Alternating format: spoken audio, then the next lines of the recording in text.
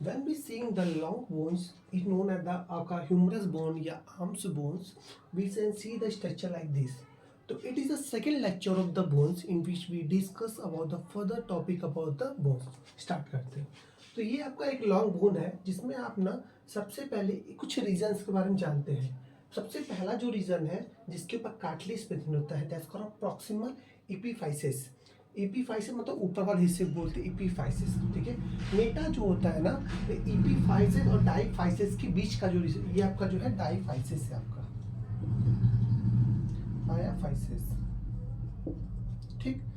तो जो proximal epiphysis मतलब ऊपर, मेटाफाइसिस दोनों के एपीफाइसिस डायाफाइसिस के बीच में, और मेटा आपका ये जो मेटा है ना ये डायाफाइसिस और आपका एपीफाइसिस के बीच में.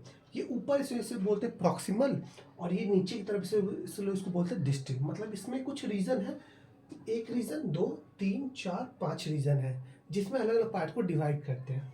बात करें प्रॉक्सिमल के बारे में तो इस रीजन के अंदर ना आपको दिखेंगे आर्टिकुलर कार्टिलेज जो ऊपर बोन्स के ऊपर होगा. That's called the articular cartilage. ये आपके आर्टिकुलर कार्टिलेज है. ठीक है. और इस आर्टिकुलर कार्टिलेज के अंदर जो बोन्स होंगे ना होलो टाइप के होता है और उसके अंदर लूज सेल अरेंज होगा, टिश्यू अरेंज होंगे और इस लूज टिश्यू को बोलते हैं स्पॉन्जी बोन बोलते हैं. ठीक है. और स्पॉन्जी जो बोन है ना ये प्लेट के ऊपर प्रेजेंट होगा. इस प्लेट को बोलते हैं एपीफिजियल लाइन बोलते हैं. तो स्पॉन्जी जो होगा स्पॉन्जी बोन एपीफिजियल लाइन के ऊपर प्रेजेंट होगा. ठीक है. और इसी के साथ साथ रेड बोन मैरो भी प्रेजेंट होगा जो बनाएगा आपका आरबीसी, राइट, रेड ब्लड कार्बोसिस. ठीक है. तो ये आपका हो गया इस रीजन में और ये आपके नर्वस सिस्टम्स का नर्व्स है. ठीक है. इसे ब्लड कैपिलरीज वगैरह जाती है न्यूट्रिशन के लिए. बात करें आगे के रीजन में तो मेटाफाइसिस के अंदर क्या क्या देखेंगे. मेटाफाइसिस के अंदर आपका एपीफिजियल आपका लाइंस दिख जाएंगे आपको. ठीक है. और एक कैविटी दिख जाएगा, इसको बोलते हैं हार्वेस्टिंग कैविटी कैनाल. ठीक है. तो अब बात करते हैं इसके आउटर कवरिंग के बारे में. तो आउटर कवरिंग को बोन्स को बोलते हैं पेरिस्टोनियम के नाम से जानते हैं और अंदर कवरिंग हो गया जो अंदर कवरिंग है उसको बोलते हैं इंडोस्टोनियम. मतलब आउटर पेरिस्टोनियम और अंदर को इंडोस्टोनियम. और ये जो कैनाल है ना that's called nutrient Forman. Nutrient Forman क्या होता है जिससे आपका फूड जो है आपका ट्रांसपोर्ट होता है फ्रॉम वन टू अनदर. ठीक है. अब बात करें ये आपका कुछ डायग्राम से हमारा बोन्स का. अब ये एक ही पार्ट के बारे में समझते हैं कि एक ही पार्ट में क्या रिप्रेजेंटेशन होता है. सबसे पहले बात करते हैं एपीफाइसिस के बारे में. तो हमने जब डायग्राम में देखा तो हमें ये देखा कि एपीफाइसिस वो रीजन होता है जो प्रॉक्सिमल में होता है या डिस्टल में होता है. मतलब ये टिप पे प्रेजेंट होता है हमेशा, जो किनारे की तरफ प्रेजेंट होता है. राइट. तो एपीफाइसिस सबसे पहले ये है आपका हीमोपोएटिक ऑर्गन के नाम से जाना जाता है. हीमोपोएटिक ऑर्गन वो ऑर्गन्स होता है जो ब्लड के सेल्स को बनाता है. That's called haemopoietic organ. तो एपीफाइसिस जो है ना वो हीमोपोएटिक ऑर्गन की तरह बिहेव करेगा, मतलब ब्लड के सेल्स को बनाएगा. बात करें और ये हमेशा जो होता है ना ये आपका टिप पे प्रेजेंट होता है, एंड पे प्रेजेंट होता है, चाहे बोन का स्टार्टिंग हो चाहे बोन्स का एंडिंग हो. ठीक. लोकेशंस की बात करें तो articular surface of the periosteum is absent and the articular cartilage is present. कहने का मतलब ये है कि इस रीजन में जहाँ पे एपीफाइसिस होंगे ना वहाँ पे आर्टिकुलर कार्टिलेज प्रेजेंट होंगे और क्या एब्सेंट होगा यहाँ पे आर्टिकुलर आपका, और पेरिस्टोनियम जो कवरिंग है ना ऊपर वाली वो एब्सेंट होगी और यहाँ बस कार्टिलेज प्रेजेंट होगा और उस कार्टिलेज का नाम है ऑरिकुलर कार्टिलेज के नाम से जानते हैं. ठीक है. ये कंसिस्ट करता है लैमली की कंसिस्ट करता. और ये जो लैमली है ना ये इनरेगुलर अरेंजमेंट दिखाते हैं. जो लैमली है ना it is showing the irregular arrangement. और ये इनरेगुलर अरेंजमेंट जो है ना ट्यूबिकली बनाता है, ट्यूबिकली में चेंज हो जाते हैं. अब ट्यूबिकली क्या है, ये एक स्पेस होता है filled with the red bone marrow. तो ये एक स्पेस होता है जो बोन मैरो सेल से भरा होता है. ये बोन मैरो सेल है ना तो ये आपका ये जो रीजन है ना इसको बोलते हैं ट्यूबिकली बोलते हैं. ठीक है. तो ये बोन मैरो सेल से भरा हुआ है.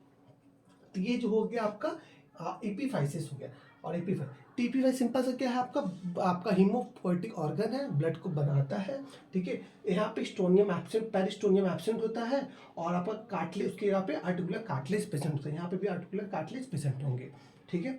और यहाँ पे जो सेल कंसिस्ट होता है उसको बोलते हैं लैमली. और लैमली के ग्रुप को बोलते हैं चेंज होता है वो ट्यूबरकुली बोलते हैं. और ट्यूबरकुली क्या करता है बोन आपका रेड बोन मैरो बनाता है. ठीक है. सॉरी वो भरा होता है रेड बोन मैरो आपका से भरा होता है. ठीक है.